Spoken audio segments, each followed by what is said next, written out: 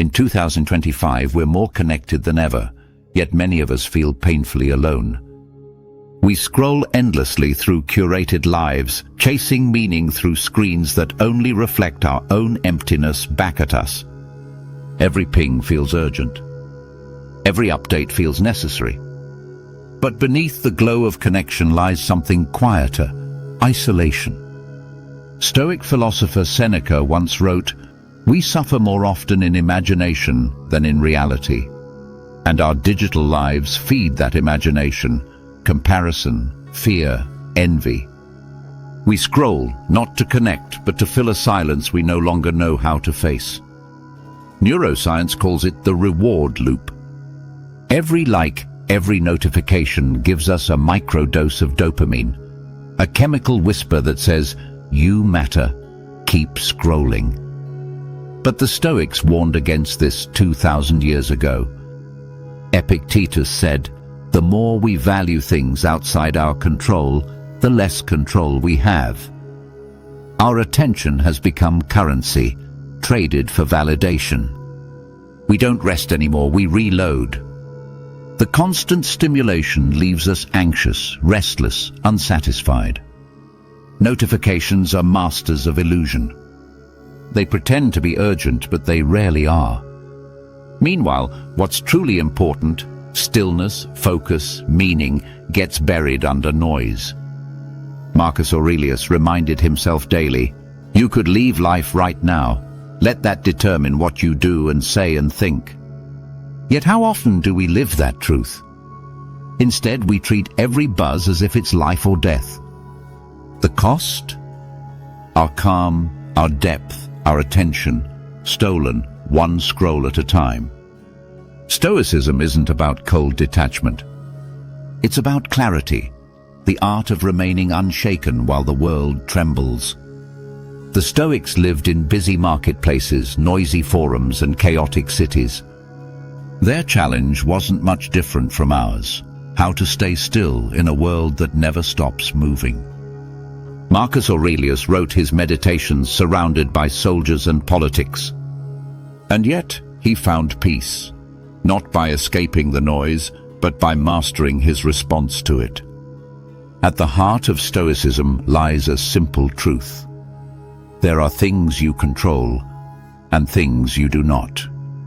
You can't control the internet, the algorithm, or the next viral outrage. But you can control your reaction, your attention, your breath. When you remember this, technology becomes a tool, not a tyrant. Freedom begins not when you turn your phone off, but when you realize you don't have to answer every call from chaos. The modern world runs on FOMO, fear of missing out. But the Stoic practice of amor fati teaches the opposite: love what is. Embrace this moment fully. You are not missing anything when you're present. You are missing everything when you're not.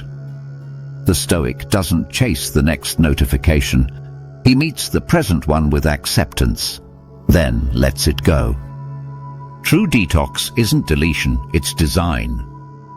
You don't escape technology, you shape your use of it. Try this. Keep your phone out of reach for the first 30 minutes of your morning. Create tech-free zones: your table, your bed, your mind. Replace doom scrolling with dawn scrolling, journals, books, silence. These aren't restrictions. They're boundaries that protect your peace.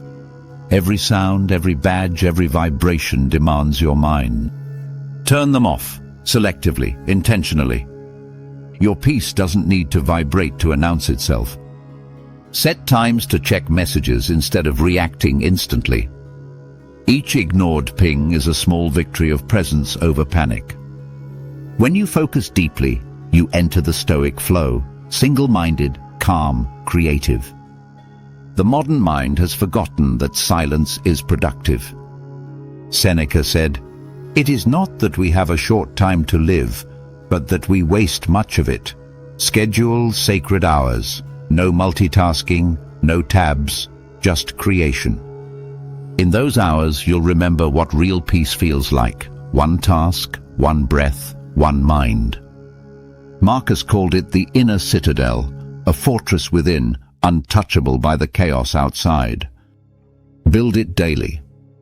Every time you resist distraction, you strengthen its walls. When negativity or comparison strikes, return to this thought. It's not events that disturb us, but our judgments about them. You can't control the noise, only your meaning of it. Your digital diet shapes your mental health. Follow fewer people, but follow better minds. Replace outrage with insight. Ask yourself before you consume, does this expand me or exhaust me? If it drains your calm, it doesn't deserve your time. The Stoics journaled daily, not to record life, but to refine it. Each night ask, what controlled me today? What did I control? What will I do better tomorrow? Add moments of meditation or silence between digital inputs. Stillness isn't laziness, it's maintenance for the soul. Step outside. Feel sunlight. Listen to the sound of something that doesn't need Wi-Fi to exist. The world is still here, waiting for your attention. The Stoics saw nature as medicine. You will too once you remember to look up. Technology is not the enemy. It's a mirror.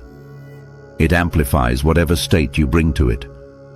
Use it with purpose, to learn, to connect, to serve.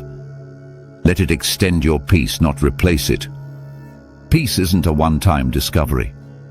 It's a daily decision. The Stoic doesn't wait for silence, he creates it, breath by breath.